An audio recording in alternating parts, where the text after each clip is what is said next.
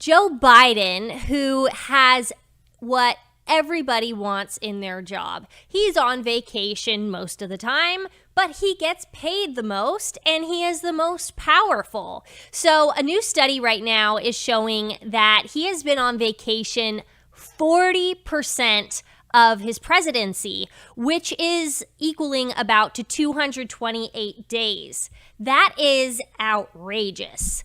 People are struggling to pay gas and groceries while Biden is on vacation in Delaware. That's just not right. What we're seeing here is that people are so upset about this.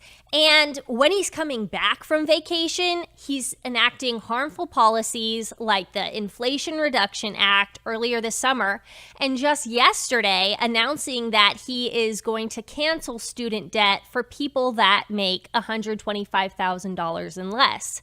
So my opinion on this is, if you make $125,000 and you can't pay off $10,000 student loans, you don't need the government, you need Dave Ramsey.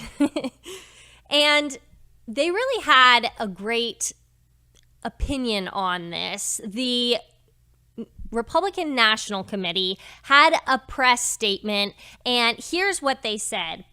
She said, "How out of touch can Joe Biden get? Biden is spending nearly all of August on vacation while Americans are forced to cancel their summer travel because of historic inflation, high gas prices, and a recession.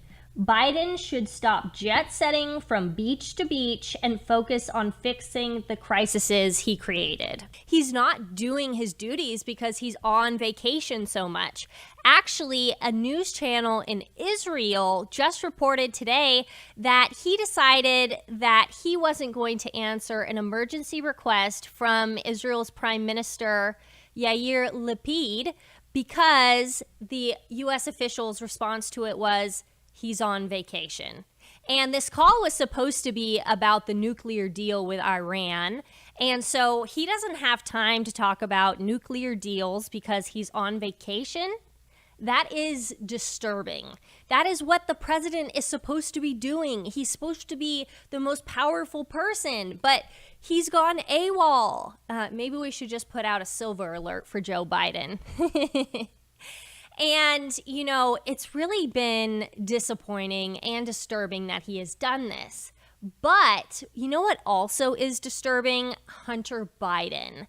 So recently, we are seeing that a new story broke because a whistleblower reached out to Senator Ron Johnson in Wisconsin and shared that now the FBI officials told agents not to investigate the first son, Hunter Biden, because it, quote, was not going to change the outcome of the election again.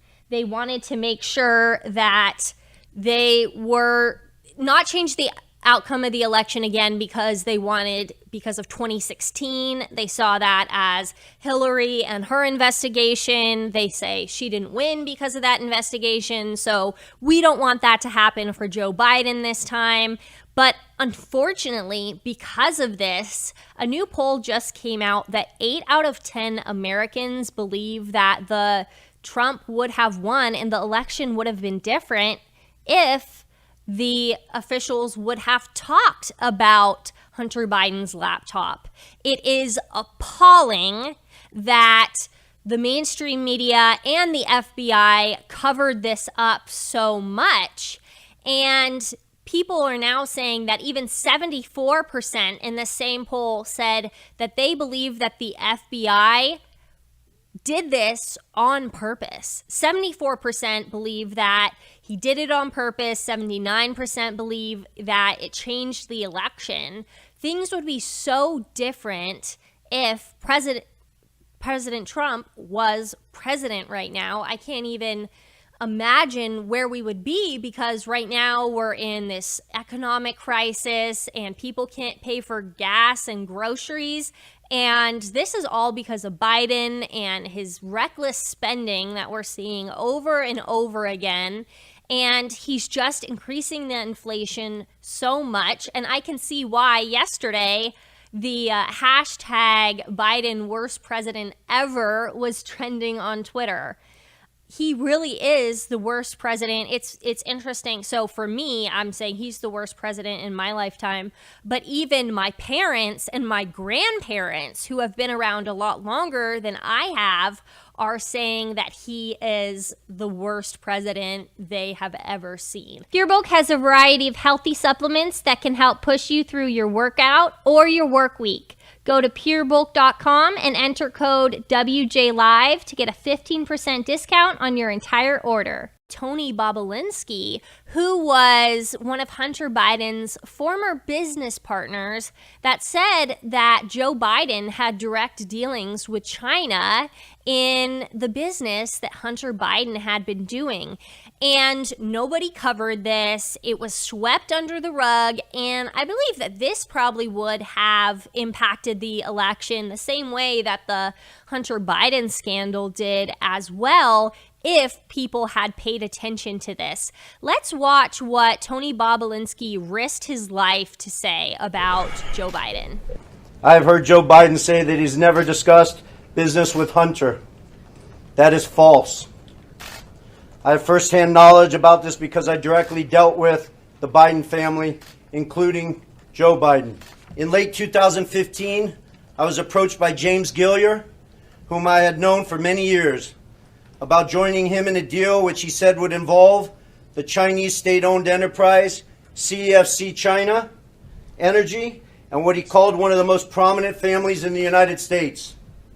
I was informed first by Gilliar and then by Hunter Biden and by Rob Walker, who was working with the Bidens, that the Bidens wanted to form a new entity with CFC, which was to invest in infrastructure, real estate, and technology in the U.S. and around the world, and the entity would initially be capitalized with $10 million and then grow to billions of dollars of investment capital. After months of discussion, I agreed at Gilliar and Hunter Biden's request to become CEO of the entity to be called Sinohawk. On May 13, 2017, I received an email concerning allocation of equity, which says 10% held by H for the big guy. In that email, there's no question that H stands for Hunter, big guy for his father, Joe Biden, and Jim for Jim Biden. On numerous occasions, it was made clear to me that Joe Biden's involvement was not to be mentioned in writing, but only face-to-face. In fact, I was advised by Gilliar and Walker that Hunter and Jim Biden were paranoid about keeping Joe Biden's involvement secret. This was just weeks before the 2020 election, and it is shameful that the mass media did not pick up this story.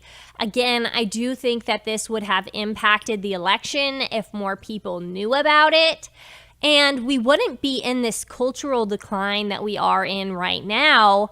It's crazy that YouTuber James Klug just came out with a video showing that this cultural decline has really impacted the people in the generation Gen Z. And it's so sad to see all these answers that they have no idea who the first president was. They have no idea what the capital of the United States is. It is so sad. And I do not blame these children or this generation. A lot of them are not children now. I blame their parents and the teachers who did not teach them. Let's show this clip. How many stars are on the United States flag? 103. 103? Yeah. 32. What ocean is on the east side of the United States? What ocean? Can I Google it? You guys know this. I know this. I don't know this. What country is the Queen of England from? I'm not a politics guy, I ain't gonna lie, I don't know. I really don't know. Just take a guess, like what country is the Queen of England from? Europe? I don't know. I don't know, I just took a guess. What's the capital of the United States? There's a capital? What? Yes. Lexi? Take a guess. I I don't know. Probably California. Yeah, that's right. It is? No. The United States, do we know? Stop! I knew he was gonna embarrass us. I know. Wait. I don't even want to think because I don't want to sound dumb. Well, just... There's no capital of the United States. Is there no capital? Correct. Was that right? No. Oh! You guys are UCLA We literally students? go to UCLA. It's, yeah. Who was the first president of the United States? Abraham Lincoln. Can you name the 3 Kardashian sisters? Kim, Courtney, and Chloe. What are the 3 Kardashian sisters' names? Courtney, Kim, and Chloe. Chloe, Kim, Courtney. and Courtney. Yeah. Bonus points for the brother? Robert. The Kardashians' brother's name. What? Rob. What are the Kardashian sisters' names? I don't even know. I ain't gonna lie. Don't know. That one, you get respect from me on that one. I am very grateful to my education and how my parents raised me, but unfortunately, a lot of people do not have that because our public schools are so incredibly terrible. And then we have leftists who are trying to destroy school choice. We see that here over and over. It's outrageous. This is what we're seeing our generation look like because people are not able to go to schools that teach them proper curriculum. And it's so good that we're seeing more people join the school board that are conservative, that want people to learn history and not be indoctrinated the way that they are. But unfortunately, it's very damaged this most recent generation. And it'll be interesting to see how, when Gen Z is parents, what their generation of their children will look like after that. Thank you so much for joining us today. This episode has been sponsored by Pure Bulk. Make sure that you go to purebulk.com and use the code WJLive to get 15% off.